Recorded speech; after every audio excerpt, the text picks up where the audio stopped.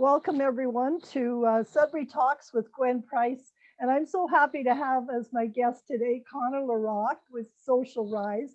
And Connor, we were just discussing this, but I mean, I think we've only met maybe twice, but I so admire you. And I started really following you last year on social media during all this COVID mess everybody's into. But what really got to me was that you were not letting COVID hold you back.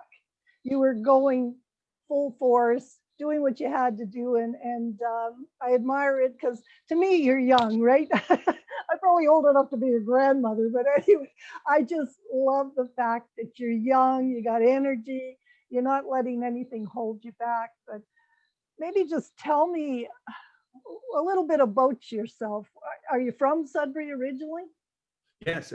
First and foremost, thank you for having me this afternoon, Gwen. I really appreciate it. To give you guys some context, so I am born and raised in Sudbury. My background formerly was going to be law, so I was going to become a lawyer. Went to school at Laurentian. The more I got into that field, I looked at it. It just didn't fit that archetype. I had too much energy, I had passion, and my whole career I've been wanting to challenge the idea that you don't need to have the master's degree or the PhD to go into these big fields to help people for a living. And that was always the thing. I grew up, my father was an executive, and a lot of the people around him had that similar mentality where it's like, well, I got to go do this. It's got to be this process. So for my whole career was very respectful, but always challenging that idea that Yeah, I said, we can help people for a living doing this. So I went into marketing, well, sales first, yeah. then crossed over to marketing. Um, like when you think about being an entrepreneur, and I was actually talking to my daughter this morning, she's also self-employed, and there's no safety net, right? But we were saying the reason we both like it, I mean, because years and years ago I worked in a 9 to 5 job, and now if I had to do that, that would be like a death sentence to me.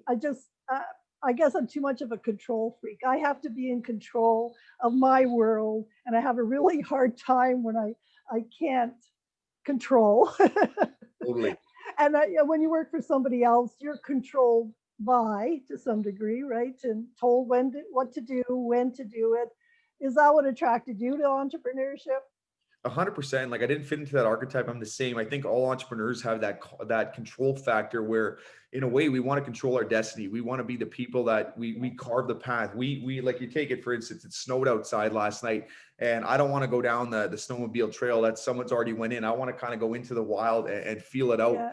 Yeah, It comes with a lot of risks, obviously, yeah, but I definitely, for since I was a young kid, I just didn't fit that archetype. And I looked at, when I was looking at guys like Tony Robbins, even Oprah Winfrey, they yeah, were all entrepreneur based, yeah, and they created something of their own. And I was really appealed to that lifestyle on your own terms. And when I look in yeah, society, there's some great people out there, but you see a lot of these risk takers, like you said, the entrepreneurs that carve that path, and that was something that I fit well into it. And here's the funny part: I was a C student, so didn't get into university. Not that I was a bad student or yeah. anything, just But it didn't fit that mold.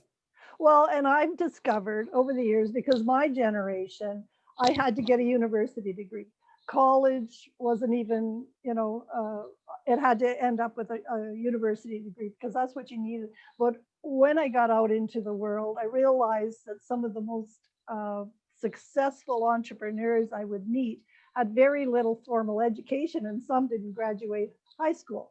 So, but they were the ones who determine their destiny. And I always say, if you don't get out of bed, you don't make any money, right? If you're waiting for somebody to bring it to you, you're never going to get anywhere. You're in control of what happens to you.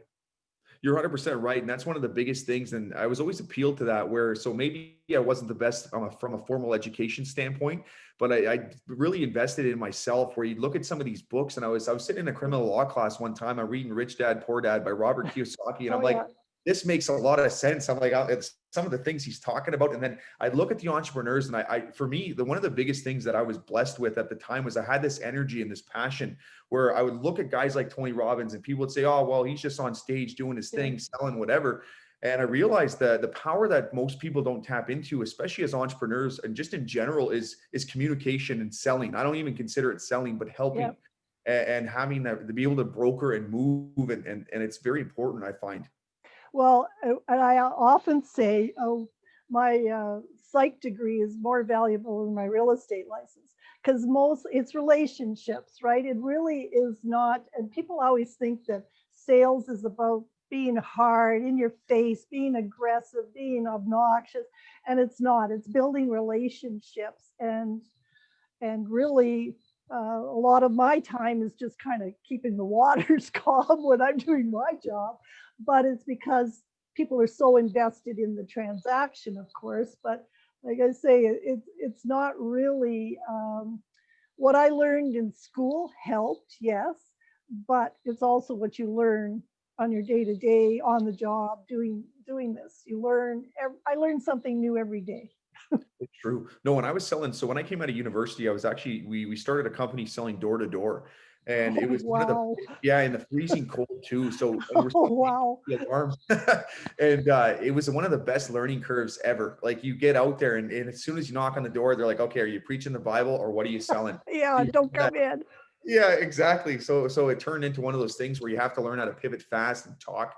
And it's the same thing. So that didn't work out. I did a 5 month stint doing that, which then transitioned. I said, this vehicle isn't working for me. So I went over to the phone. Instead of going, door to door, we went B2B. I was selling these big construction mats. And I would learn from them. And my sales technique, the way I would do it is just pretend like you've known the person for 20 years. Hey, Yeah, John, how you doing? Nice to meet you. You don't call and say, can I speak with Mr. Johnson, please? And because yeah, they're yeah, instantly the bias is gone, right? So I would yeah, go into these calls and I treat everybody like I've known them in a positive way. Unless they treat you badly, then you kind of have to put your foot yeah, down a little bit. But every time you kind of pivot and you try to be as respectful and nice as you can. And yeah. with the experience that you learn in the field is next to none. It's the best thing you could ever do is you learn how to do deals and broker and move just from experience and seeing mentors and people I find for the most part.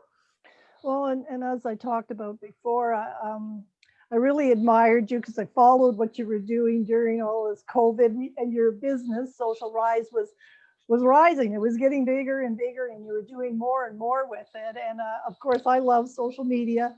That's what sort of keeps me still engaged, my brain going all the time on it. But what it makes you different? Because a lot of people, when COVID hit, they almost gave up. They just stopped, right? They didn't look at opportunities. How did you move yourself forward? So one of the biggest things, so right off the bat, it's been programmed in me. I'm kind of like I don't want to say like a military mindset when it comes to things where I know that at some point you can either sink or swim. So in the cases, I was looking around and I'm sitting to myself and I knew that I have access to this computer. And same thing, my whole career was built on a cell phone. So I knew that if I were to leverage this thing properly and put myself out there in a positive lens, stay out of the political side of it, and just really just say, hey, it sucked. I'm not going to lie. In the Yeah, first month, you're in shock. It's like you hit the cold water. You don't know how to yeah, pivot.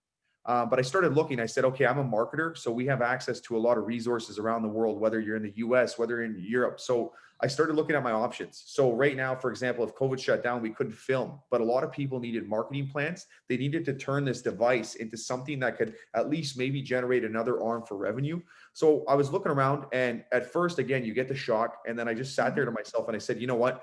As an entrepreneur, this is what you're made for. This is what's going to make you sink or swim. So I started looking and I started trying to consume motivational information. But I also knew that the perception and bias in our public was that people are down, we're scared, we're in fear. yeah, They need something that can kind of level that line that, again, doesn't cross it where it's political, but it's something to say, hey, guys, we're going to get through this. We're a community. Let's not stab each other and go nuts with the toilet paper and everything. And yeah, yeah, let's help each other. And yeah, it starts with the phone or the computer and engage that way instead of pumping all this media stuff that just puts you on a whirlwind and a spiral for me. So, but like I said, at first it's a shock, but then you think your head, okay, what can I do logically? What do I sell? What can I help people with? How can I move forward? And that was kind of the process I put forward. And funny enough, I'm not going to lie, we came into an approach. We ended up luckily getting a big contract which allowed us to scale so we could actually hire more staff, which was a huge risk at this time. mhm, And thank God it paid off in the sense yeah. that we brought them in, it brought more energy. The more people that were around, even if it was digital, it really helped. And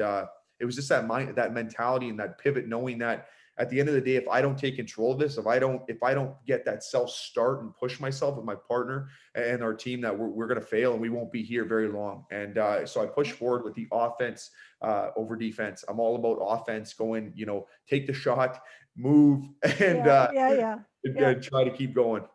Well, and true with my job too. When COVID hit, I thought, oh my God, we're never going to sell another house. Blah blah blah, and always, and I mean, maybe it helps that my husband's also my at-home therapist, but I've learned that when I'm overwhelmed with things, I just have to kind of stop and just take one little step forward and then another step, and pretty soon the momentum is carrying me through, and I feed off of my clients' energy. Try to avoid the negative, because you can let that overwhelm you, and you will freeze, and you will not be able to progress.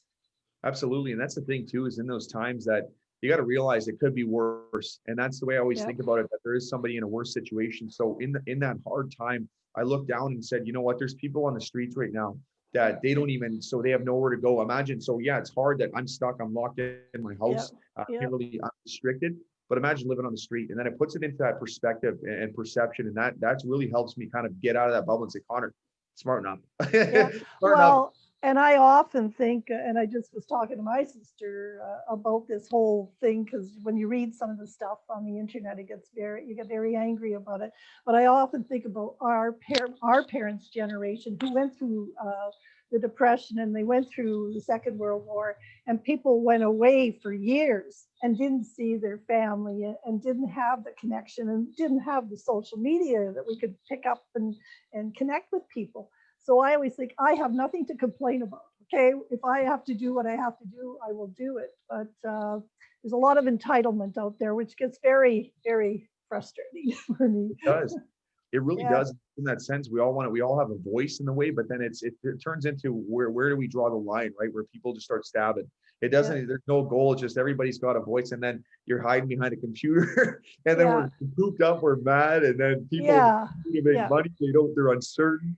And that's the biggest thing, Glenn, when it comes to a lot of things. I always try to go back to that certainty. So I take that behavioral training from Tony yep, Robbins. What can anchor me back? So whenever I used to be a martial arts competitor, yeah, and we compete in the ring, and you get put into these situations where they're dangerous. You yep, can get hit, you can get kicked in the head. It sounds terrible, yeah, but you learn how to move in those pressure situations. And the biggest thing at the end of the day is, it's like from the Karate Kid. You breathe. Go yeah, back to the yeah, basics of life. You breathe and say, okay, so I'm here now. What can I do to move forward? So who do I have? My biggest thing is, who do I have to call? Who do I yeah, have to contact? Who do I have to help? You ask all these different questions, and it starts to shift that mentality, like you said. You get that momentum going, yeah. and then people start moving with you, kind of thing. And I like that. That's a big thing. Well, and I find too, sometimes you have to get out of your own problems. And I find, and that's why I do a lot of stuff with charity or organizations, is that when you help somebody else, my mother never understood that. She figured if you do something for me, vice versa, right? But you just got to sort of let yourself help somebody, and you will get it back in terms of making you feel better and your problems go away, just by helping somebody else with their problem. You're And 100%.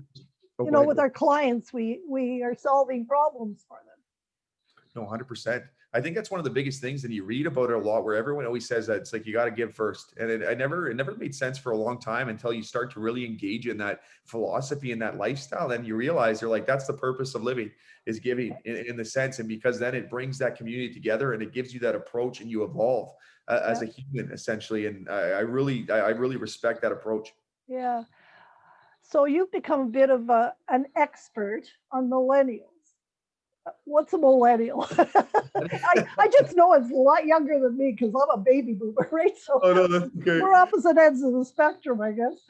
No, well, there's somewhat, I guess, right? So millennial, just again, it's a fancy term, I guess we can call it, between, a certain demographic, 35 and Yeah, under, yeah, a little bit between, and we're a certain type of generation, because we grew up in a very interesting time where we got to, so you take like the generation under us, Generation Z, they grew up in a time where they right away, they have the phone yeah, automatically, but we grew yeah, up in a time when we weren't exposed so much to the internet, like where it is now, to the social media, everything. So we evolved in that transition point.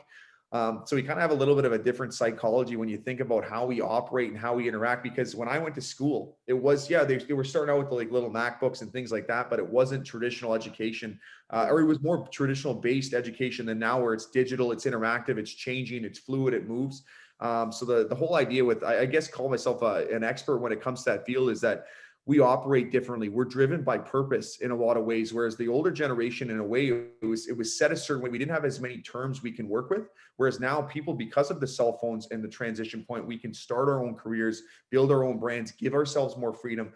Like, think about it. Whereas, you take 50 years ago, you'd have to be calling, shaking hands, doing those things, which are Yeah. great. They're Yeah. fundamentals. Whereas now I can hit, how I can hit up as many people as I want in a day, hundreds of people, run advertisements directly to their Yeah. phones while they're in the bathroom, Yeah. and Yeah. it's a different little type. So we have to be a little bit tricky in the bias of how we sell things, because we're more educated, but then we're not aware in some ways. We're more educated with this because it's Yeah. more tools than the NASA thing that went to the Yeah. moon years ago. Yeah. But it's also confusing people. So it's a little bit of a back and forth there. Well, like when I was in high school, right, you were either going to be a nurse. For a woman, it was you're going to be a nurse, you're going to be a secretary. What I love about things now is the world is open.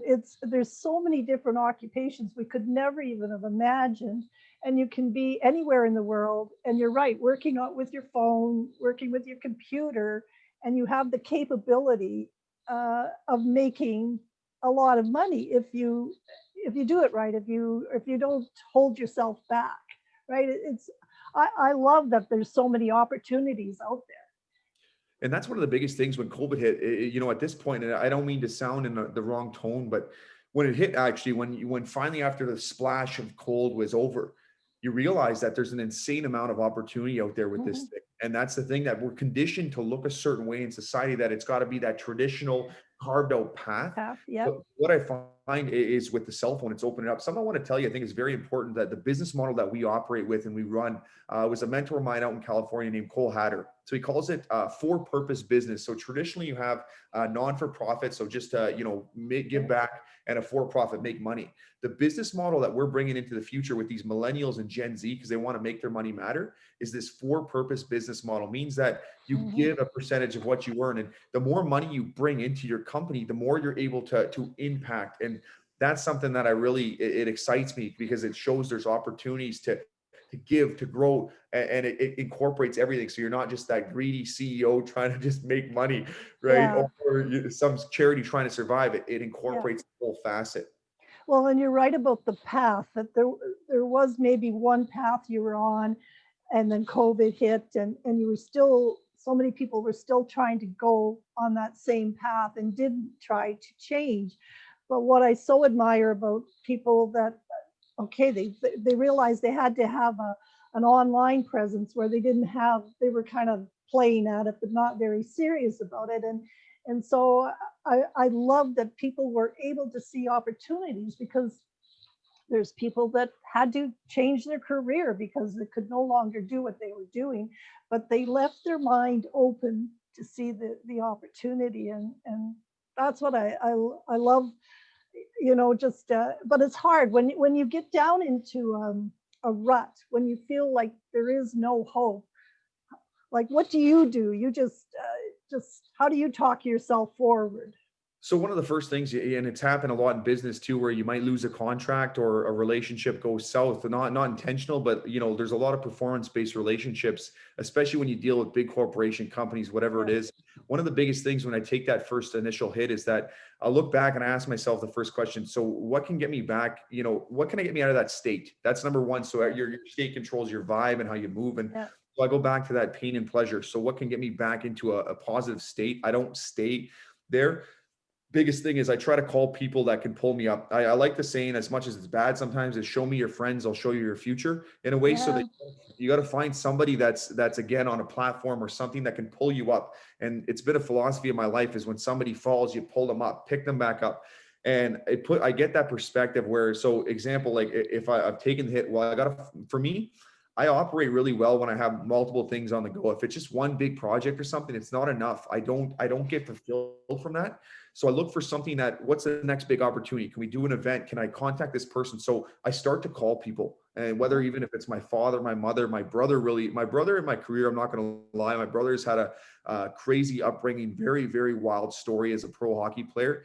And Mm, he's been somebody in my life when I get into those situations that he's experienced an immense amount of pain, and he helps me set it straight. And he yeah, really, like, there's moments in my life I've been terrified, yeah, where something's come in, and he's been able to, he was always the anchor I'd look to, that really helped me. Another thing I do when I get into those bad states is, when I remember my best friend passed away about a year ago, and I oh, look to him as like a guardian angel. I look to my Opa who passed away, and I'll try to take that spirit, as much as it sounds interesting. I'll try to take that energy and remember yeah, those moments in my life, where I had that certainty, and it kind of brings it back, and it gives me a feeling of fulfillment. And then I sit back and I breathe, and I go back and say, where do I go from here? And then what's the next step? Because, no matter what, it's inevitable. We will take those hits and get into oh those. yeah, Just don't stay there. And, yeah. and so I try to look outside of myself. Well, exactly, because I mean, in my career, as somebody that I was very connected to, bought another house from somebody that just got in the business, get it hurt, yeah. And so I have learned to. I said to somebody the other day, my favorite expression is next, because if you let that one hit, and you keep letting it hitting over and over again, you will lose your momentum. So you just got to take it and go through it and develop a bit of a thick skin. And Totally. sometimes it's thicker than others, but anyway. But well, I think it's just like I said, I so admire you, and I really appreciate what you've been able to do in a very short period of time. Thank Uh, you. with my lifeline, yours is, you know what I mean? You've done a lot. At your age, I was scared to do that. I was scared to take the risk of being an entrepreneur. It wasn't even, I had nobody around me that was ever an entrepreneur. So I didn't really see that. And when anything, I remember doing oh, what are those aptitude tests and sales? No, no, no, no, because I had in my brain what sales was just, not a very, it was a negative, it wasn't a Totally. positive. So, I mean, my job is to help people, and that's, if I put my clients first, everything else kind of follows if I'm fulfilling their needs, right? That's part of it. So, but if you had to give some advice to somebody thinking about, and they're young and they're thinking, oh, should I become self-employed? What would you say to them? So what I would say to them, first and foremost, regardless of if you're young or old, you're in that moment in your life, I want you to take a moment, take a deep breath, and look yourself in the mirror and say, at the end of the day, when you're sitting there in the next few years, will you be happy with the decision you made? So at the end of the day, follow your energy. I've been a big proponent, and not in the hokey pokey way, Yeah, but follow that energy, because whatever's going to pull you at the end of the day, if it excites you, you're going to have a lot of people around you tell you things and give you a bias and try to put something in your head. But if you have something that truly is in your heart that excites you, that when you wake up in the morning, it's pulling you, follow that. And at the end yeah, of the day, the first thing you do is look for role models and people that are already doing it, and try to drown out the noise that you're going to get. Always be respectful, but look at your idea, look at the market, and then find somebody that can show you how to make that, to monetize it, to be able to turn that into something. And the thing that happens is, once you start to get around those right people as an entrepreneur, and the ones that can say, hey, you can actually do that, it's going to start planting the seed in your head. The same way that people might be negative, they're going to plant it in your head. But yeah, find a way where you can either get funding, you have somebody that can yeah, bring you up. So in those moments, and just realize at the end of the day, you could lose your job tomorrow. The market we're going into right now, specifically as yeah, COVID cutting jobs, one thing that really I'm passionate about is that we're going to start getting robots coming into the workforce within the next 5 to 10 years, that you could lose your job. So it's better off now to get multiple streams of income, whether that's through a side gig on Amazon or e-commerce type of thing, yeah. or even your little passion project talking about something. So I would just Mhm. say, remember, fear is just a thought. Thoughts can be changed. Get around the right people and the right groups. You can do it right on your phone, even if they're not around Yeah, you. Quickly get on the right groups, and then start asking really powerful questions. Not just, why do I suck? At the end of the day, say, well, yeah, what is it that's making my performance not optimal? And start asking those really strong questions. And when you get around the right people, you're going to find those answers. And then number one, no matter what. Don't go into it just to make money, because the money will follow you. Go in for Yeah. it for influence and impact in your community, and it'll bring you up. And that's the way to do Yeah. it. And that's what I could leave with on that. Well, and that's true. Absolutely. I 100% agree with you. The money will follow. If you, like I say, if you get up out of bed, start the day, you're halfway there. Well, and so many people around me have retired, right? Because they had traditional jobs and people get, well, why didn't you retire? But I'm enjoying it so much. And I embrace the technology and I'm still having fun at it. If I physically and mentally can't do it at some point, okay, that's different, but I'm still having a blast at it. And what I love about it, that it doesn't matter what age you are, it's what you're capable of doing, right? And a lot of my friends are your age. I count you as one of them now. I appreciate it. I want to just let you know as well, you've done an incredible job, and I see you all the time online. You're engaged. You are using those tools effectively. And to be honest, you are an inspiration to the older generation. And the funny thing is, I don't even consider you the older generation, because you are so active. There's people my age, quote unquote, and they're even close to the way you engage online, and you're invested in the community. You have a show, you're out there. So you need to commend yourself for that, Gwen. You've done an incredible job, and honest to God, out of the city of Sudbury, you are one of the top people to online that does it well. So thank you. That's you're going to make me blush or cry or something. Anyway, thank you so much, Connor. And like I say, I'm glad you, my first interview on this video podcast that I'm doing, because the reason I started this podcast, because I believe everybody has a story, and it doesn't matter. I didn't want somebody rich and famous. I wanted everybody to tell me their story, and you had a story, and I wanted to hear it. Well, thank you very much from the bottom of my heart. I'm honored to be the first episode, and I hope I can bring value. If anyone ever needs anything, feel free to reach out on social media to me at any time. I'm always open. It might take a little bit sometimes to get back, but I'll get back as best as I can. Don't worry, I'm here for everybody. Yeah. Well, thanks so much, Connor, and we'll talk to you soon. Thank you very much too. It's been a pleasure. Take care.